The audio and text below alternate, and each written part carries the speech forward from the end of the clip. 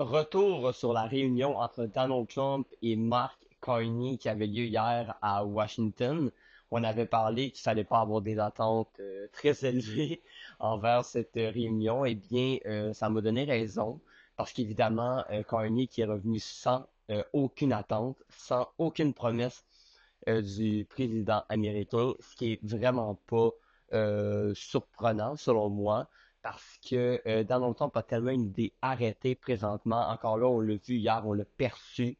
Ce qu'il a dit, c'est que le Canada et les États-Unis sont en compétition dans des secteurs stratégiques au niveau commercial.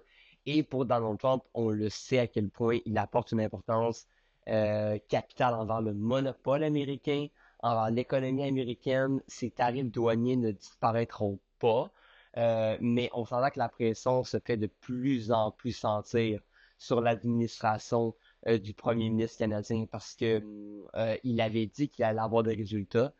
Les résultats se font attendre présentement, il n'y en a pas. Et en même temps, je veux pas le blâmer parce que je trouve ça compliqué de négocier avec ce genre de président-là. C'est étape par étape, il y a du respect entre les deux. Le seul problème, c'est que je trouve qu'on se plie beaucoup trop à la volonté des Américains.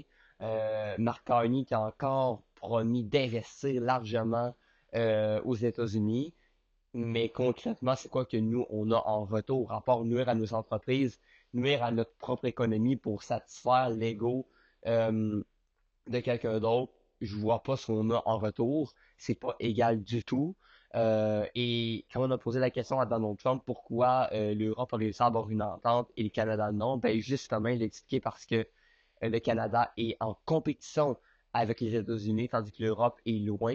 Alors, je vois aucune issue dans les prochains mois à ce que les États-Unis nous fassent une faveur. C'est bien au contraire. Je pense que oui, les deux dirigeants se respectent, mais il y a tellement une idée chez M. Trump d'être en compétition contre nous que je vois pas pourquoi il changerait ça demain matin.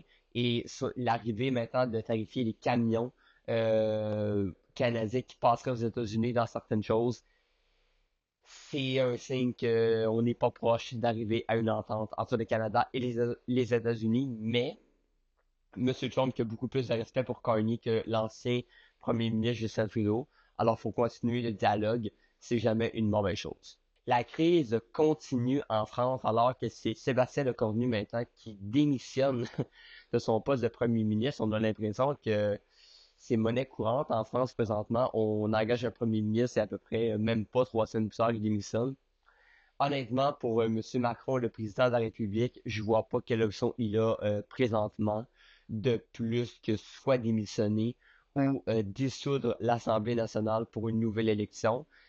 Concrètement, je suis pas convaincu qu'en ce moment, nommer un premier ministre de son entourage ou de son propre parti, c'est la solution.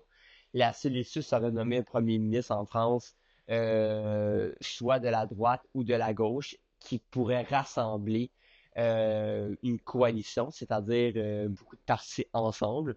Les chances que M. Macron nomme un premier ministre de droite sont assez minces, à mon avis.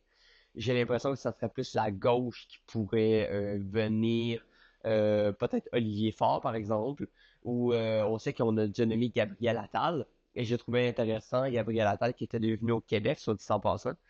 Et Gabriel, qui est jeune, il est la prochaine génération, mais lui, qui a été lui-même premier ministre de Macron, dit lui-même qu'il ne comprend plus les décisions du président, ne demande pas une démission, parce que ça voudrait dire pas de budget pour les Français en 2025, ce qui serait catastrophique, mais tout simplement que ça prend un changement. Il faut essayer quelque chose d'autre, et j'en parle souvent dans la vie que quand ça marche pas, le statu quo n'est pas une option, et c'est comme ça dans n'importe quoi dans la vie, autant nos relations, le sport ou n'importe quoi.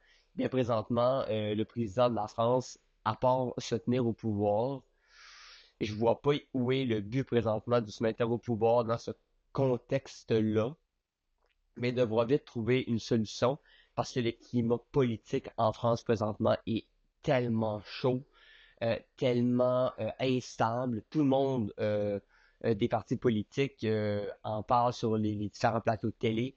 il y a tellement une polémique importante et on devrait avoir un dénouement de ça, soit aujourd'hui ou demain.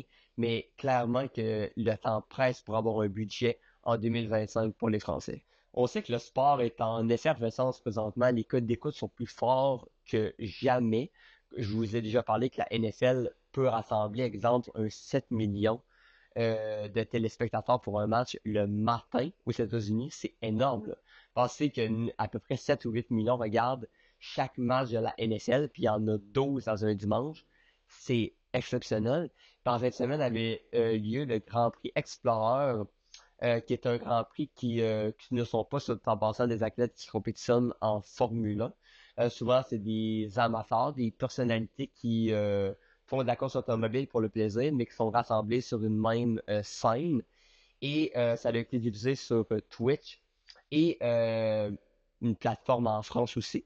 Et ça a regroupé quand même 1,2 million de téléspectateurs. Honnêtement, c'est incroyable parce que c'est pas une compétition professionnelle. Je veux dire, c'est pas des Max Verstappen en Formule 1 qui font ça, mais bien une course vraiment improvisée par un YouTuber.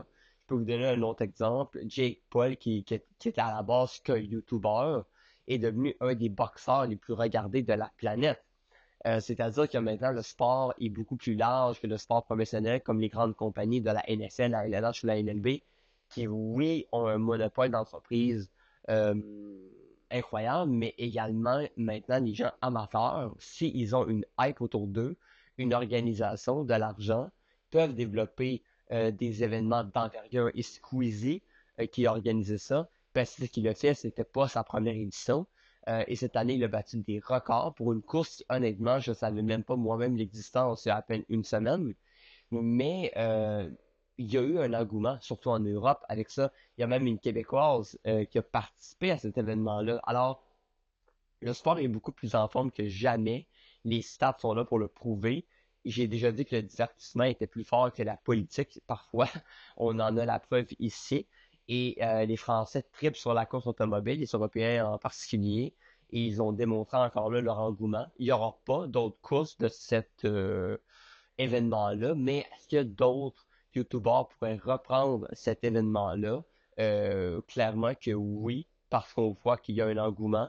Des plateformes comme Netflix aussi s'intéressent de plus en plus à ce style d'événement-là parce que c'est le spectacle, tu peux payer l'événement, mais pas nécessairement full cher.